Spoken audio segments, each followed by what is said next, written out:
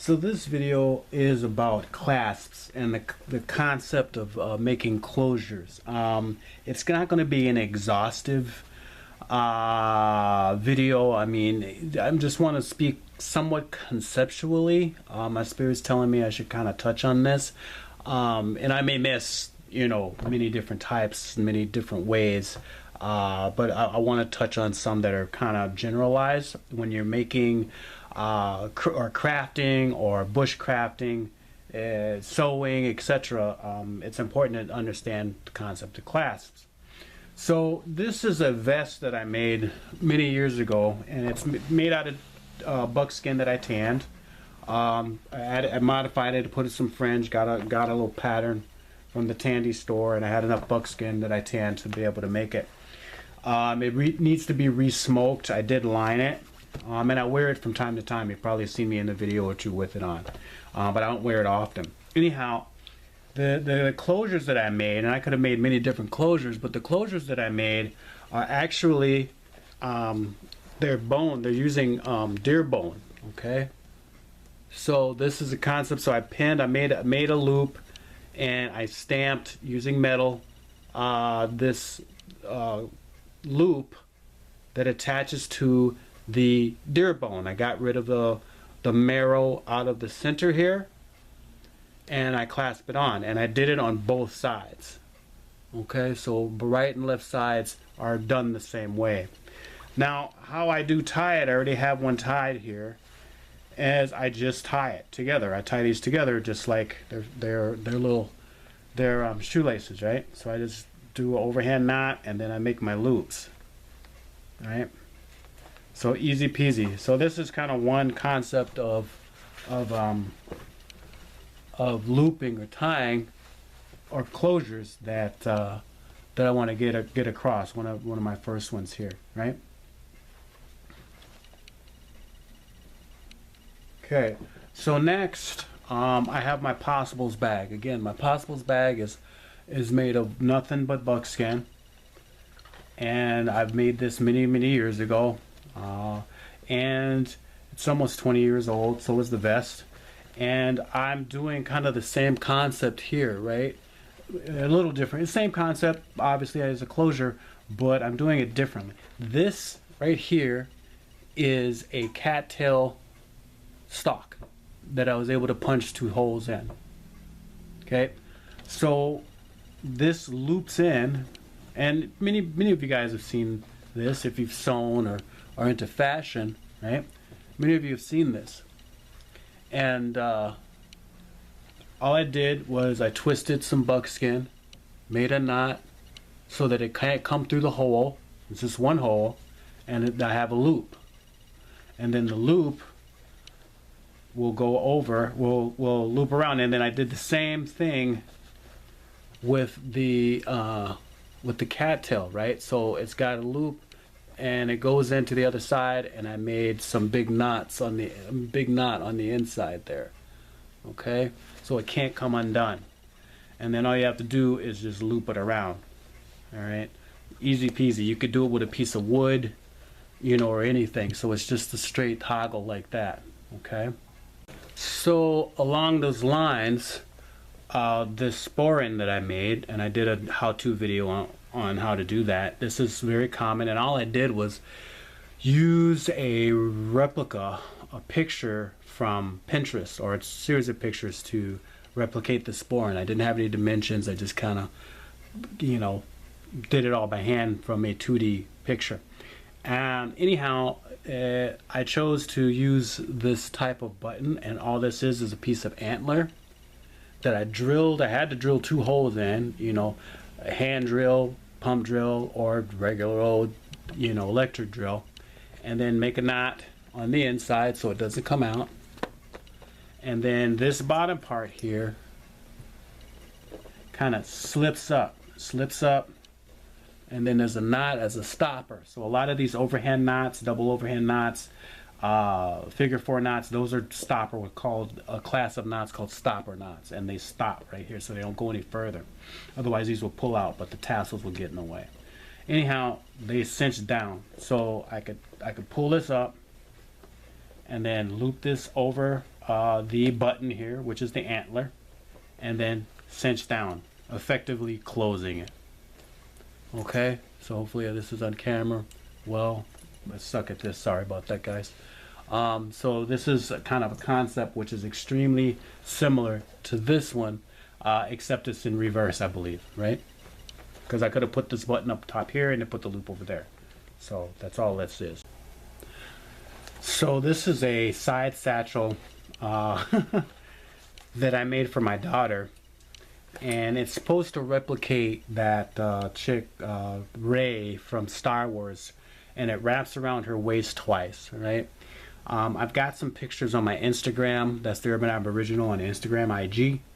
And I kind of took pictures on the step-by-step of how I did this. I didn't record making this, and I actually made the pattern from all the way from a paper bag replica, and cut everything out and stitched everything together, and I even tried to do a little stamping on there, you know, this is the kind of the loop and all that. Anyhow, very similar to the sporin, because that's what I was thinking of. It has the same sort of structure, except it doesn't have the tassels. It just has the end knots here, which are stopper knots. And this is a piece of antler that I actually bought. I went to State Park and they were selling these relatively cheap, and it was kind of 3 antler buttons that are already polished, had 2 holes in it. So I used these as the button. Again, the concept is the same as the sporin, like so. Opens up. I even made a little coin purse with the girl. Yeah, and it's supposed to attach. So yeah, there's a little coin purse in here that I made. Oh, sometimes I forget things. Anyways, so it can loop around straight like this, and then you pull it down to cinch it, and it'll stay. And then to even add a little flare to it, crisscross these, and then again cinch it down, and it'll stay. And this is more secure, actually. I figured she would use this when she goes to Renfest or something like that, and then be able to make it more secure, so this don't have to worry about pickpockets. So concept is pretty much the same as the sporin.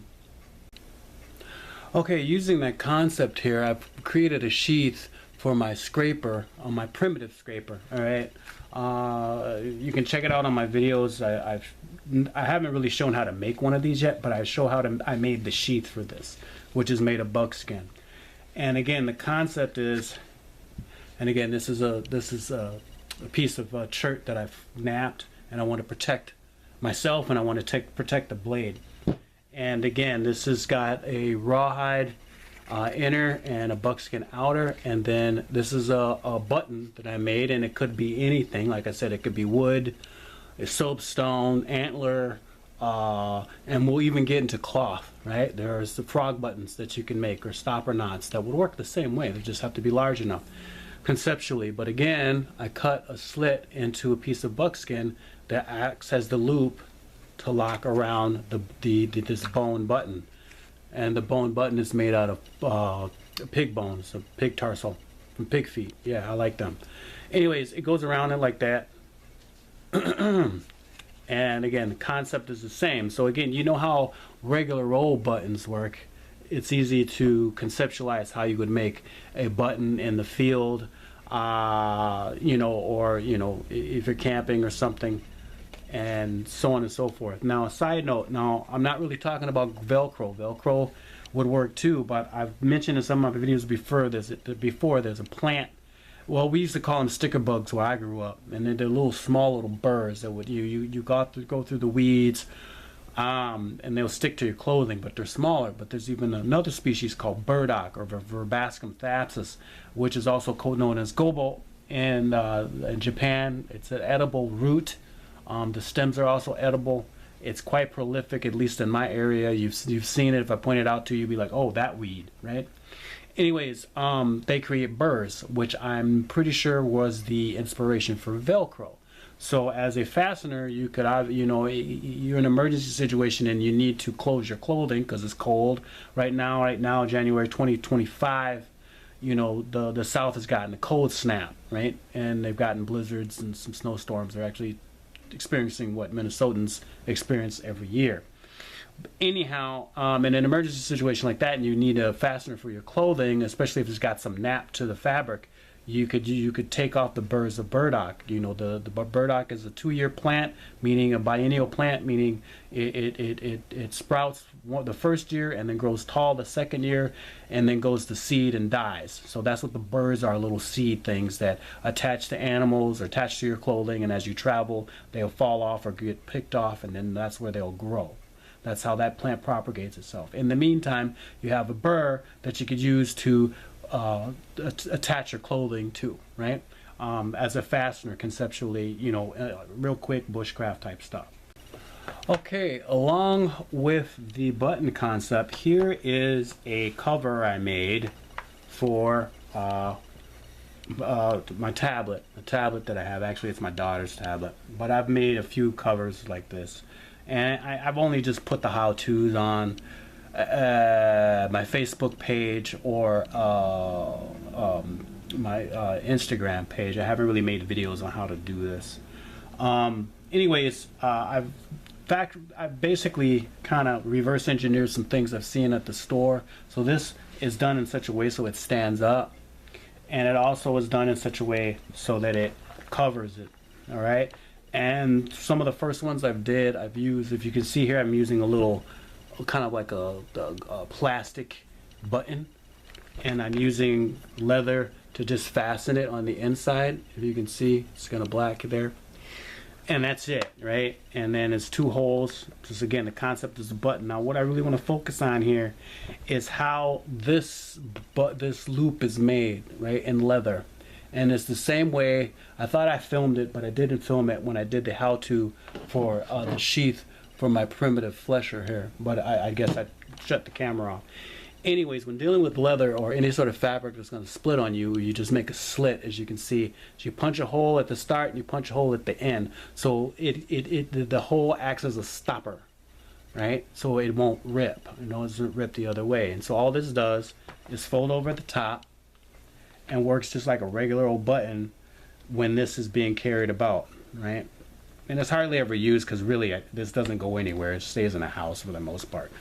But there's how, again, and it's just not going to come apart. So there's the button, right? And again, it's easy to do, especially if you know how to sew and stuff like that, or you have the concept of how these things work together. Now, the way this is actually done on the fastened on the other side, if you notice, I didn't use too much metal, okay, on this here. I didn't, right? And I actually kind of made a frog button out of the leather on the back side here. Now this can come off if I want it to, but for now it's pretty tight. And then if I undo this, and hopefully you can see the black on black, got enough lighting properly. Again, it's just another knot here on the inside where my thumb is, that's all, right? And again, everything is fastened together with lacing and then knots. Like that. These are just overhead knots, easily to take apart, easily to adjust when I need to adjust, so that the tablet stays in place, right? And then, like I said, I can just fold it up and set it up. All right. I may do a how-to if I get enough likes on this video, or maybe even $1 or $2. I may actually show how I make a tablet for this size. Actually, this size is actually too big. I didn't want it that big, but it works. So this is another recent project that I worked on and created. And this is a sheath. This is a modern scraper, unlike my primitive one here that I showed, right? So this is metal, and it's extremely sharp. These blades are very sharp, as I've explained in the video. But I've used regular metal fasteners, right? And I may do a video, you know, I do some leather work, as you probably have seen. I wouldn't say I'm a master leather worker, but I enjoy working in the medium.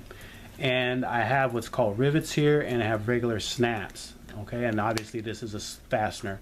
And you know, it's interesting, it's kind of interesting to know how these work, or how you fasten them on. So I may do a quick video on just the different types of fasteners I have in my leather working toolkit and how they attach. Tandy Leather has plenty of videos on such like that, but I think I may make it more succinct just real quick and dirty, how to fasten snaps, how to fasten rivets, how to fasten grommets and such like that.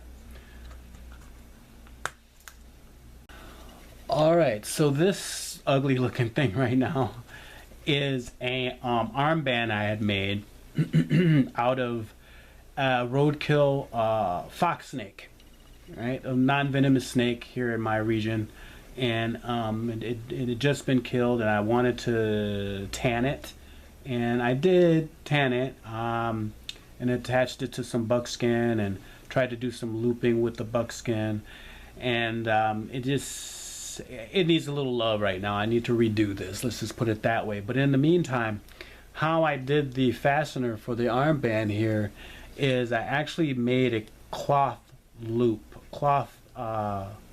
fastener, actually a loop, out of a single piece of buckskin. Okay, it's kind of might be hard to see how it's done.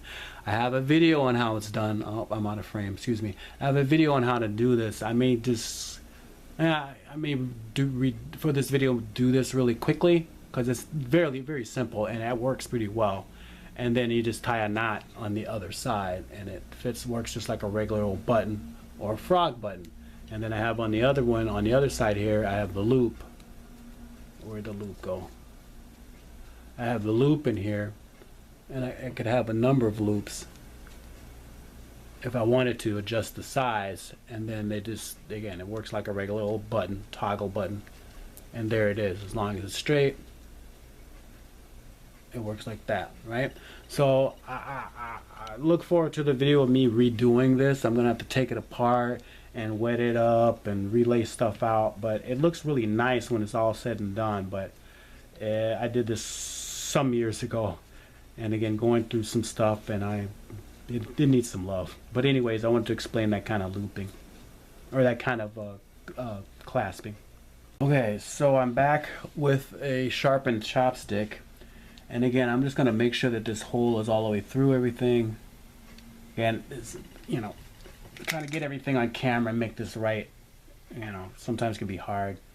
So I just want to try to get this done in one setting, right? So I've got supposedly a hole through all of the pieces here, and I just want to take my awl and poke it all the way through every body. Okay, make sure it's open.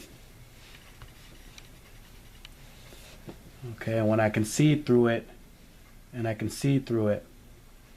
me go through it again, like so, and then I'm wetting the very tip of this, and again, just using some saliva because I don't have no water, and I'm just going to feed this through the sharp end. That's why you want the sharp end, until I can get it all the way in. You see what I'm doing here? See how that goes? So I just feed it in on itself and cinch it. And there we have our knot, right? And this will be a loop, and then this would go into whatever I'm fastening it to, and then I would just tie a knot on this end. It could be longer, or I could make this less fat. And this is a quick example of making a cloth knot. Okay, let me see that.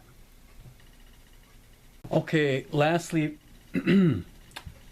lastly for this video, I'm gonna review how to make a frog button. I did that video many years ago. It's got like over 1,000 views. It should have more, but YouTube being YouTube, whatever. It's something I've always wanted to learn, and I remember having old, I don't know, I was way kung fu'd out in my younger days doing martial arts and things, and I had finally a outfit that had the frog buttons on, and I outgrew it, and so I kept it, but I wanted to know, and I tried to reverse engineer how to make the frog buttons because I thought they were so cool and could never figure it out. And this is back, I was still in high school at that time, but thanks to books and YouTube, I have a method that actually works pretty well. It doesn't look as elegant using flat pieces of cordage, but it works in a pinch regardless of whether it's flat or round like this cordage here. But I think on the brown it's a good contrast. So real quickly, what I want to do, and I'm using some knotting terminology, I want to make a bite or a bend, and the key is I want the standing end. This will be the standing end. It's going to stay right here. Okay, and I want this over top like that. Okay, now this cordage has a bit of memory in it, so it's a little difficult to kind of work with. So I want to take my running end. My running end is the one that's going to be doing all kinds of stuff, right? So I want the running end to go into this X, right where my index finger is. And I want it to go underneath where my thumb is. And I want to pull this through, like so. And I'm using really big cordage and light colored cordage, so it's easy to see. Okay, so you have this configuration. So you want to hold everything together, and you're going to have basically this configuration. All right. So I went this way. I'm coming back this way. Now I want to take my running end, and I want to go down, up, down. So I want to go down. Can you see? I'm going to go down and then up, like that. Down and up. And I wish this cordage is not the best. Okay, it wants to fight.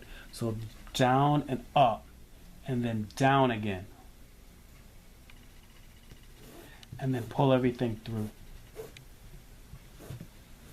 And what I should create, and I'm going to pull this in too, what I should create is a little basket. This is kind of a little basket here, right?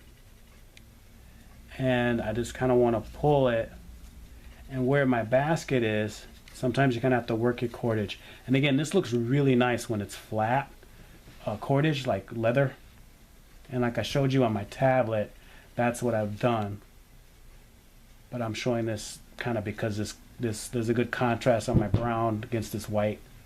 And so you just kind of make it, and you kind of pull the strands where they need to be, especially at this size. When it's smaller, you don't have to do all that.